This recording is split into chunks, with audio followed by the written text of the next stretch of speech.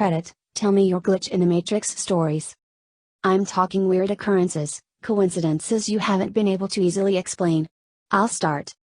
We have a breakfast laid on at work every morning, just a simple buffet of eggs, bacon, what have you. Nothing huge, and it's really only to feed about a dozen people or so. I am usually with guys from my team to get to work, and the kitchen was deserted as usual. I walked into the little kitchen. There was a ceramic egg tray thing with 12 eggs in it, like the bottom half of an egg carton with a socket for each egg. All spaces are filled with warm, freshly boiled eggs. I take one, walk over to the garbage bin, shuck the shell, then I walk back over to the food and stop dead. There are 12 eggs in the tray again. No one entered the room while I was peeling the thing. I touched the mystery egg. It was the same temp as the other eggs around it. Not a big thing, nothing major, but something very strange. Given one does not get presented with strange eggs from a parallel universe every day, I peeled and ate that one too. TL Doctor, found strange quantum egg at breakfast. Ate it. Did not gain superpowers. Edit. Holy crap. You magnificent bastards, we're on the front page. Your stories are wonderful, uplifting, and truly freaky in equal measure. But it's nice to know this too. This will probably get buried. When I was around 20, a few years ago, I kept having dreams about a woman with long black hair named Aurora, pronounced Aurora. They were different dreams, but for some reason, her distinct face and name always ended up in them. It got to the point where I would wake up frustrated and confused, trying to Google her name out how I was connected to her. After a few months she stopped showing up and I dismissed it, thinking my brain was just being a scumbag. Fast forward a few years later, Halloween 2009, I'm in the car with a friend stopped at a gas station. I'm about to pull out and merge onto a highway when I get a phone call from a random number, so I stopped the car, but no one answered. There was a person behind me who grew impatient, honked at me, and then swerved in front of me instead of waiting for 2 seconds for me to move. Secondly, get on the highway, some silver Civic loses control of their wheel and crashes into the car that swerved in front of me. I called the cops and waited at the gas station for them to come. Turns out the drivers of both cars died. It 100% would have been me if I hadn't have got that phone call. Called it back a few hours later out of gratitude and curiosity, rang 3 times and went to voicemail. Hi, you've reached Aurora, please leave your name and number. Never had goosebumps like that in me life. Called it again the next day, because I was that confused about the whole situation. Some woman answers, we get to talking, I tell her my entire story including the dreams I had. She tells me she doesn't know how I got her number and that she never called me as far as she remembers. Weird. Ask her if she has a Facebook to confirm if she is in fact the dreams. Check her Facebook, holy fuck, it's her. If that's not a glitch in the Matrix, then I'm just batshit crazy. You didn't marry her? What you don't realize is that Aurora was sent back in time to protect Serax 11 so that we would have a leader to look up to in the coming apocalypse. Driving home on a storm day, I see that a side road up to the local golf course is blocked off by flashing barricades. I also spy a Mercedes parked past the barricades with its hazards on. I stop and walk up to the car to see if they need help. I'm an EMT, I shine my light in the back seat to see a man slumped over apparently asleep. Thinking I've got a few drunks, to the driver window and rap on the glass and shine my light in. The driver is sitting bolt upright, unmoving, staring straight ahead. My window rapping or light doesn't cause him to blink, flinch or move. I look over and the passenger is slumped forward onto the dash. This begins to creep me out. I call down to the sheriff and request a code 2, no lights, sirens, unit up to my location to help me check them out. Doors are locked.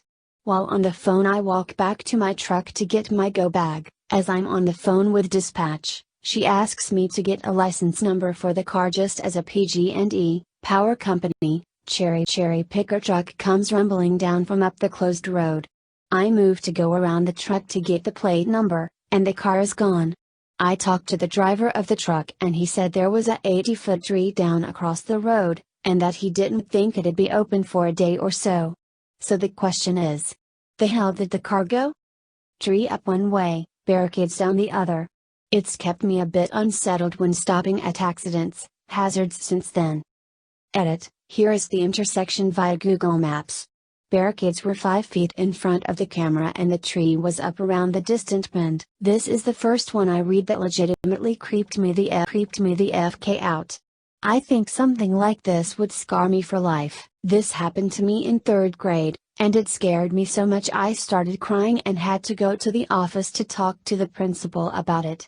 I was in the hallway for misbehaving, and my neighbor Tad, a year younger than me, came walking out of a class to my right, passed in front of me and headed down some stairs. We said hi to each other. About 20 seconds later, he walked out of the same class, passed in front of me, and headed down the stairs.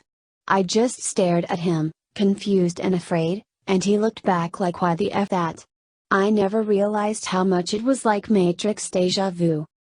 Edit. I thought of a second example of this, and as long as this thread is so popular, I may as well share it. A few years after this incident, my sister and I were hanging in the living room, watching TV.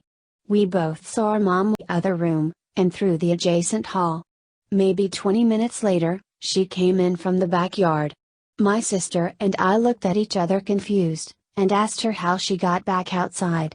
She didn't know what we were talking about. She had been outside for hours. No one else was home, of course. Second, Tad sounds like kind of a dick. You should stick with Tad Prime. At a friend's place back in 2008.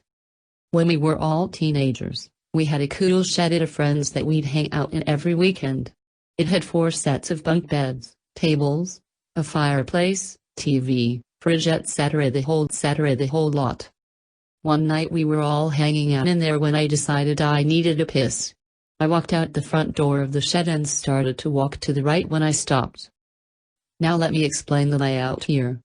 As you walk out of the shed, his house is to the left and to the right is where we all parked our cars. Further out you're left with empty fields and trees. It was dark by now, the lights from the house illuminating the space between the house and our cars, but trailing off just past them. As I took a step to the right, intending to go behind the cars to relieve myself, I saw my friend's older brother standing there. I watched him as he stood there, facing into the darkness. He then proceeded to walk behind a couple trees and a car before he disappeared. Confused, I walked back into the shed and asked my friend what his brother was doing by the cars. The conversation went as follows. Me. Hey man, what's your brother doing by the cars? Him, what do you mean? Me, he just walked off behind the cars. Brother, I'm right here. I looked over and there his brother was, sitting down on one of the chairs with a drink. He was wearing the exact same clothes as I saw him in, and the only way to get into the shed was through the door in the way of. To this day, I've no idea how it all happened. I'm guessing I was just seeing things, but the fact that I watched him walk around for a good 10 seconds has always puzzled me. I've never had anything else like that happen. My dad had this little toy monkey that he used to call his favorite child and tease me and Mutt. Not in a bad way, but it was really frustrating to us and we spent hours trying to steal it from him. Well, anyways, one day we finally got it and threw it into the garbage after drawing on it and mangling it for a bit. My dad laughed and searched for it a bit but basically figured we had thrown it out and gave up after a week or so. Anyways, a few years later, when I was about 17, I'm walking down the street in Toronto. I don't live in Toronto, was just visiting friends, and see this little orange object on the side of the road. When I walk over to it, I pick it up and see that it was the exact same fucking monkey. It even had the black Sharpie lines on it from when we drew all over it. I honestly cannot even come up with the chances of that happening, especially considering our garbage is sent to a local dump and is nowhere near Toronto. It will be back. Edit. I actually took it with me and killed it with fire just so I knew it wouldn't come back.